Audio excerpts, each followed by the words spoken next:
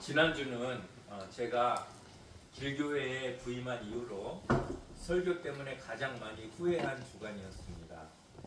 설교에 반응하는 여러분들의 모습 때문이었습니다. 지난주일 리브가에 대한 설교 중에 거짓말을 해도 된다는 의미가 아님을 분명히 말씀드렸음에도 불구하고 몇몇 성도들이 거짓말에 대한 면책권을 받은 것 같은 반응을 보이셨기 때문입니다. 다시 한번 묻습니다. 여러분, 거짓말을 해도 됩니까? 안 됩니까? 살짝 하도 돼요. 아닙니다. White lie. 마누라 못 나고도 이쁘다 그래야 되고 음식 맛없다 맛있다 해야 되고 그럼 살짝 하도 됩니다. 사실은 절대 하면 안 되는 것이 거짓말입니다. 왜 그런지 그 이유를 여러분과 함께 오늘 나누려고 합니다. 거짓말과 가장 비슷한 게 뭘까 제가 생각을 해봤는데 마약이 아닐까 생각이 듭니다. 마약이 무조건 나쁜 건 아니죠. 때로는 마약이 사람을 살리기도 합니다. 마취제로, 치료제로 사용될 때 마약이 사람을 살리고 안정시키지만 다른 목적으로 사용될 때 마약은 사람을 죽입니다. 마약과 거짓말의 공통점이 세 가지 정도가 있는데요. 처음에는 치료약처럼 보인다는 것입니다. 그래서 통증을 잠시 멈추게 하고 관계의 긴장을 일시적으로 봉합하는 것, 당장의 위기를 넘기는 것, 그런 마약과 거짓말의 공통점이 있습니다. 두 번째는 내성이 생긴다는 공통점입니다. 한 번으로는 안 되고 더 큰 거짓말이 필요해집니다. 거짓을 거짓으로 막으려다 보면 더 큰 거짓들이 꼬리에 꼬리를 물게 되는 것이죠. 그러다가 세 번째는 어떻게 됩니까? 결국은 삶의 주인이 바뀝니다. 거짓말이 일상이 되고 마약이 사람을 지배하듯 거짓은 인격과 관계를 지배합니다. 그래서 마약이 아무리 좋아도 마약은 진통제밖에 안 돼요. 치료를 할 수 없어요. 거짓말도 마찬가지입니다.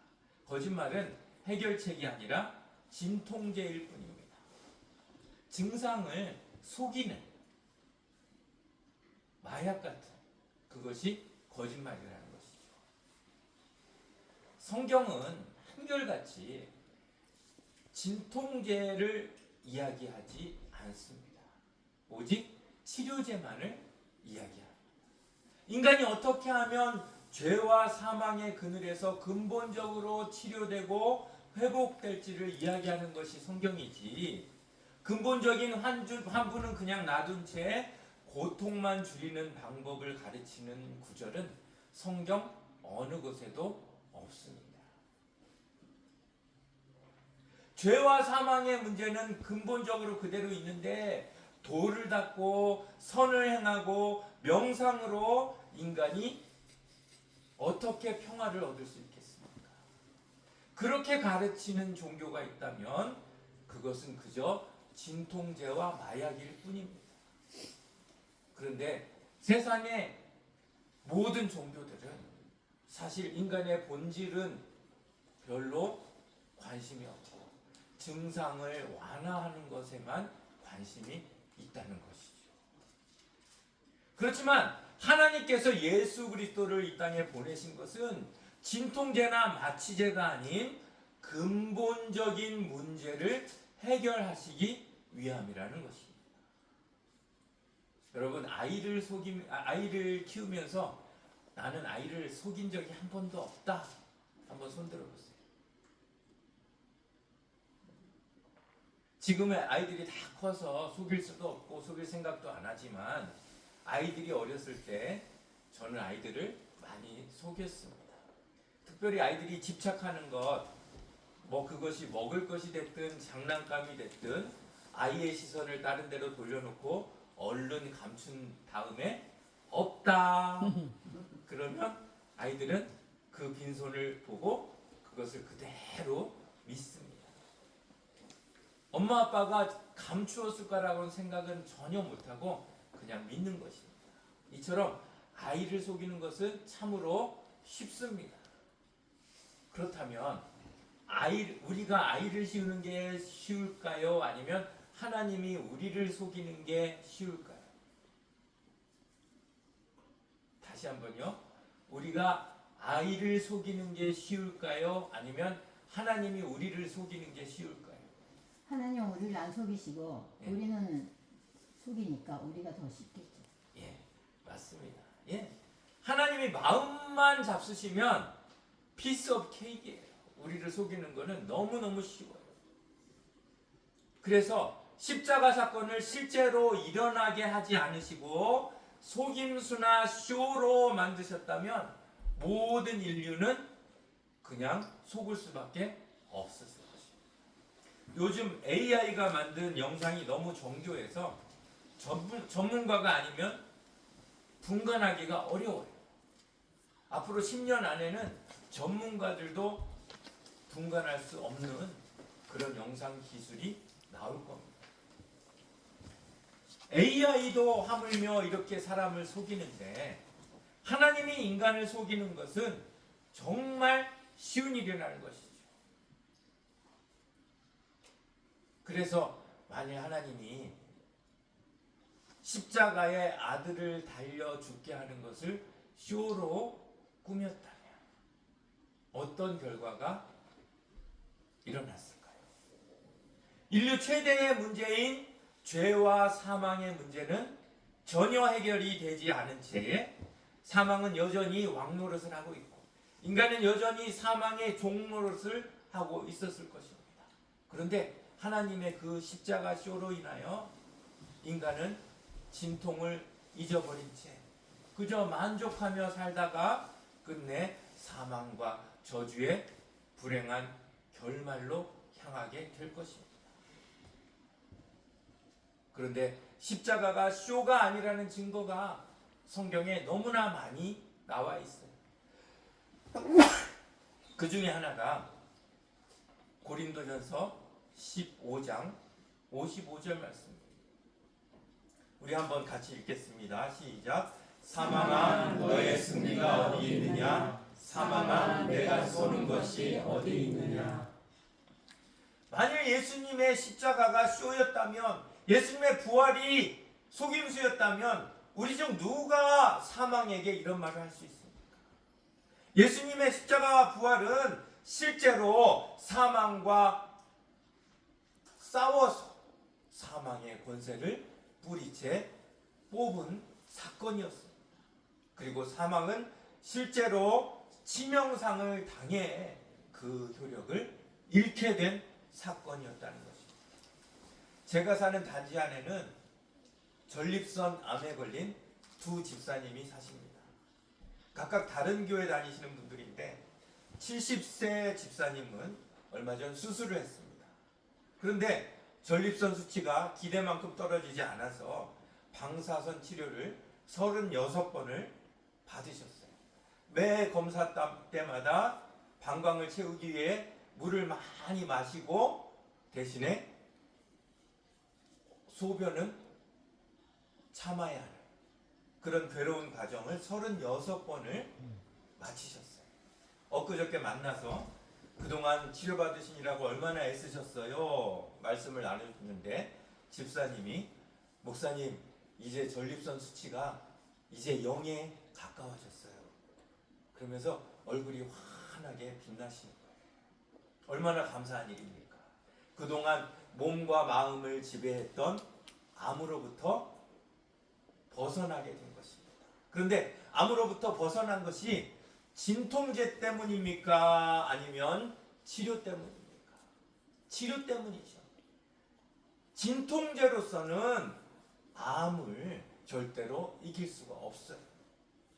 마찬가지로 사망에 대하여 거짓과 같은 그런 진통제를 속임수를 하나님이 쓰셨다면 사망을 물러나지 않았을 것입니다. 그렇기 때문에 십자가 사건은 실제 하나님의 아들이 우리를 위해서 돌아가신 그러한 사건이라는 것이죠. 저희 바로 앞에 사시는 90세가 넘으신 집사님도 전립선 암이에요. 소변에 피가 섞여서 나오는데 의사가 하는 말이 노령에는 암이 퍼질 일이 없기 때문에 수술보다는 통증을 완화시키는 약만 받아가세요. 진통제 때문에 통증은 없지만 이분은 암으로부터 해방이 아직 되지 않으신 거예요. 이처럼 진통제는 근본 원인보다는 통증을 완화시키는 역할만 하는 것입니다. 그게 거짓이에요. 그게 속임수예요. 만일 예수님의 십자가가 예수님의 부활이 쇼였다면 우리는 절대로 사망에게 사망아 너의 승리가 어디 있느냐, 사망아 내가 쏘는 것이 어디 있느냐라고 할 수 없다는 것입니다. 예수님은 실제로 십자가에서 이 사망이라는 이 암세포를 환부를 완전히 도려내셨고 당신이 부활하심으로써 사망이 어떻게 그 힘을 잃었는지를 직접 보여주셨어요. 봐라, 사망이 어떻게 힘을 잃었는지 내가 부활한 것처럼 나를 믿는 너희도 부활할 것이다. 왜냐하면 사망은 힘을 잃었기 때문이다. 예수님의 부활이 이런 의미가 있는 것입니다. 십자가와 부활은 쇼가 아니에요. 예수님이 십자가에서 극심한 고통을 당하실 때 로마 병사가 여기 그림이 있죠. 지금 밑에서 이렇게 꼬챙이 같은 걸 이렇게 해서 쓸개탄 포도주를 예수님께 전해줍니다. 이 쓸개탄 포도주는 당시 가장 널리 사용되던 진통제였어요. 그렇겠죠. 포도주를 마시면 얼얼하잖아요. 그렇죠? 거기다가 쓸개까지 탔기 때문에 가장 널리 사용되던 진통제였어요.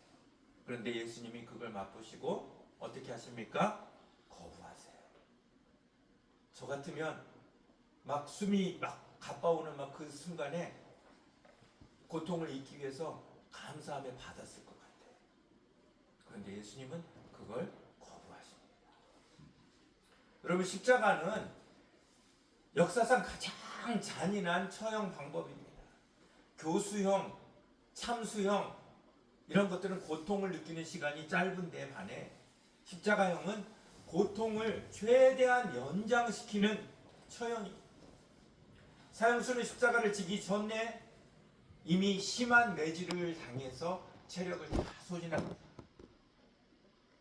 그리고 나서 무거운 십자가를 들고 언덕을 올라갑니다.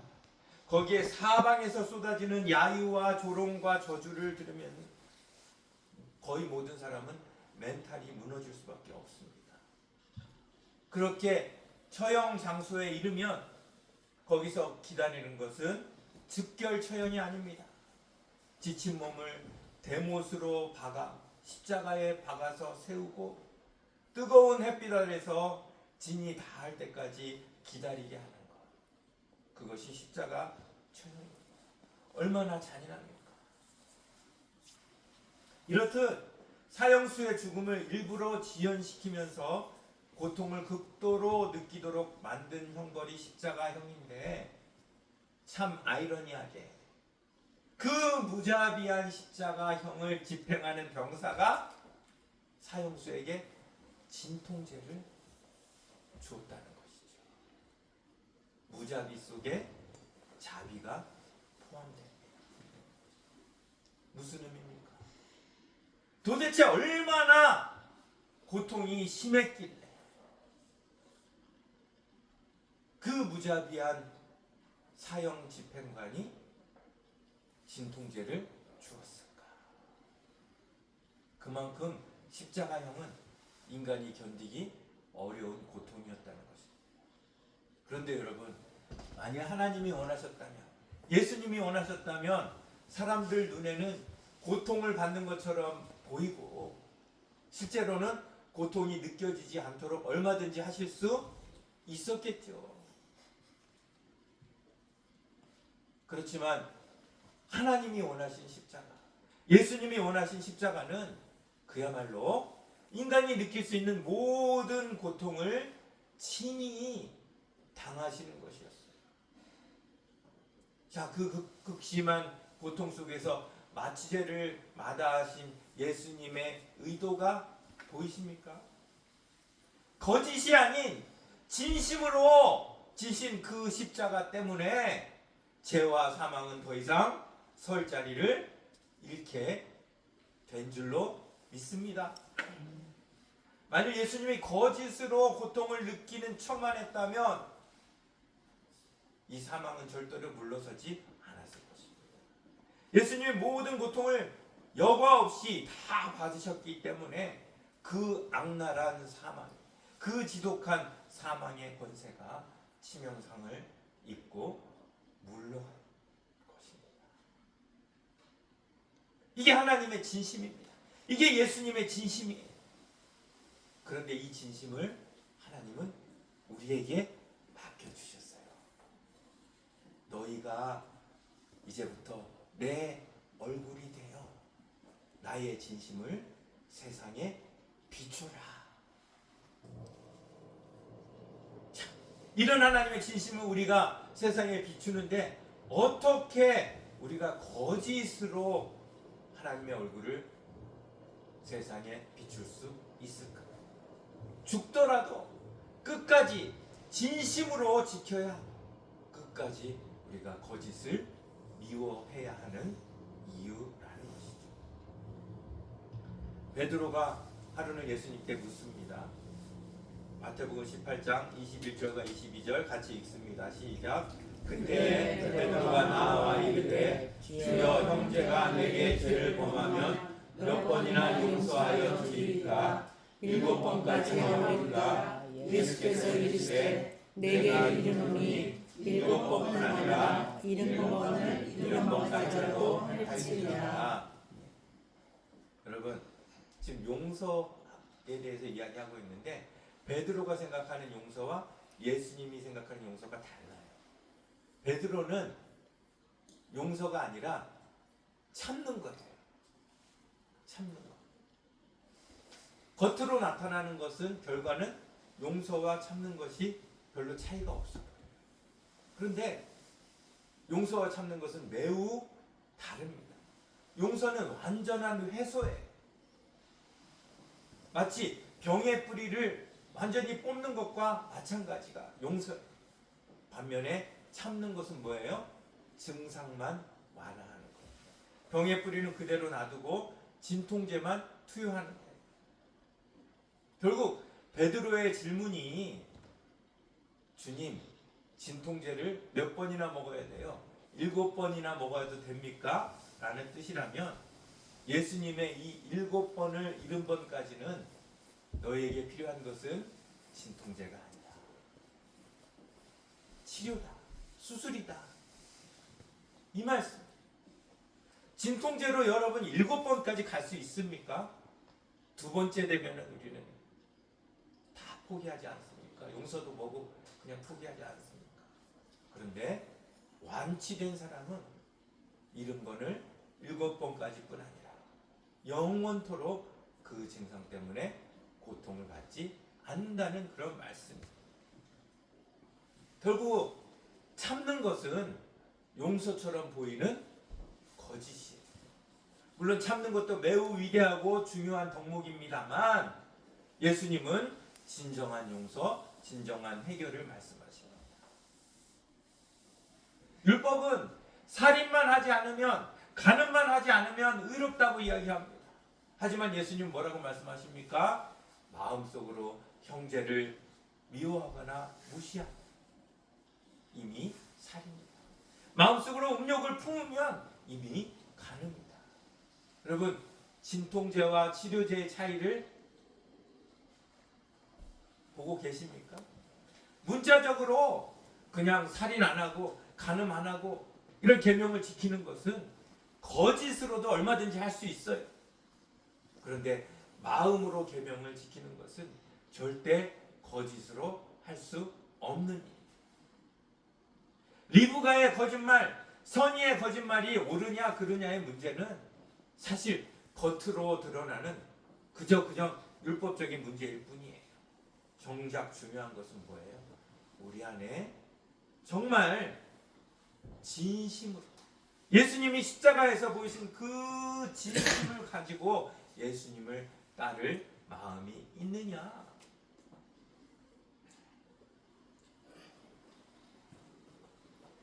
결론을 말씀드립니다. 사랑하는 성도 여러분, 거짓은 치료제가 아닙니다.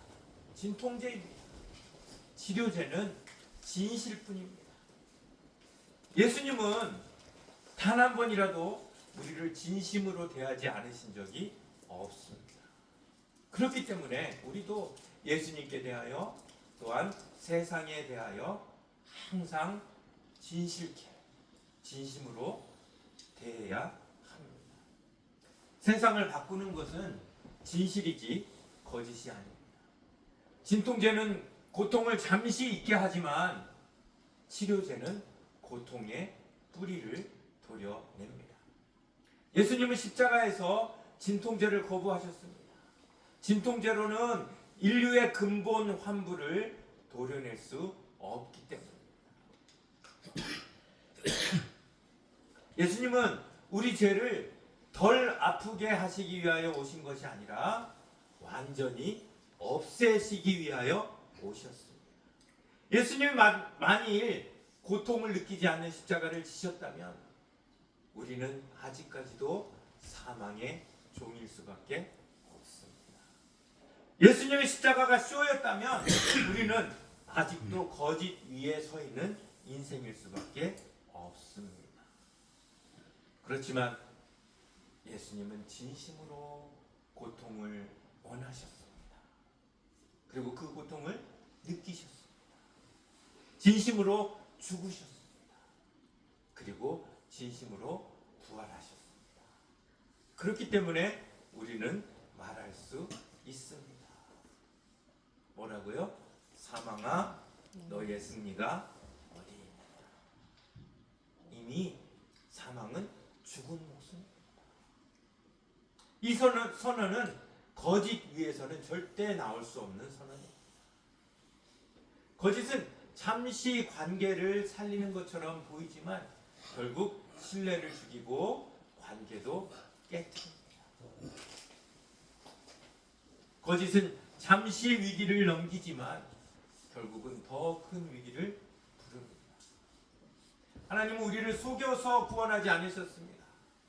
진짜 십자가로, 진짜 피로, 진짜 죽음으로, 진짜 부활로 우리를 살리셨습니다. 그렇다면 그 십자가를 믿는 우리가 어떻게 거짓이라는 마약을 들고 살아갈 수 있겠습니까? 오늘 우리는 선택해야 합니다. 진통제인가 치료제인가? 거짓으로 인한 가짜 평안인가 십자가의 진리인가? 거짓으로 오늘을 넘길 것인가 진리로 영혼을 선택할 것인가?